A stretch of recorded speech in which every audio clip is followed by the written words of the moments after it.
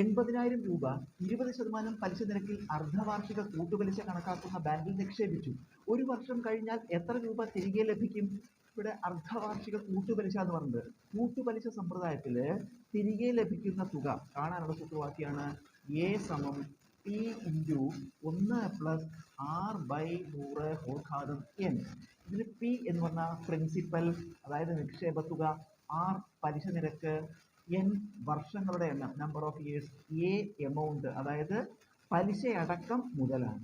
ഇതാണ് കൂട്ടുപലിശ സമ്പ്രദായത്തിൽ പലിശയടക്കം മുതൽ കാണാൻ എത്ര രൂപ തിരികെ ലഭിക്കും എന്ന് കാണാൻ സൂത്രവാക്യം. നമുക്കിതിൽ വില കൊടുക്കുക. പി നിക്ഷേപ തുക 80,000 ആണ്.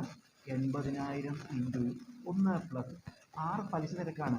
ഈ അർദ്ധവാർഷികം എന്ന് പറയുമ്പോൾ നമുക്ക് തന്നിട്ടുള്ള പലിശ നിരക്കിൻ്റെ പകുതി കിട്ടണം. ഇവിടെ 20 ആണ്, അതിൻ്റെ പകുതി 10/100. ഇനി എൻ പറഞ്ഞ വർഷങ്ങളുടെ എണ്ണാണ്. ഈ അർദ്ധവാർഷികമാകുമ്പോൾ എത്ര വർഷം തരുന്നു അതിൻ്റെ ഇരട്ടി എടുക്കണം.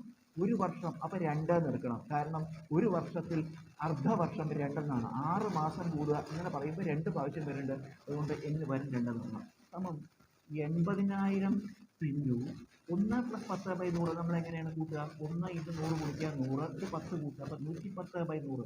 110/100 കൊടുക്കണം 2 സമം 80,000 ഇൻറ്റു ഇതിൽ ഈ ഒരു 0 വെട്ടിക്കളഞ്ഞാൽ ബാക്കി 11/10 ഹോൾ സ്ക്വയർ വരും.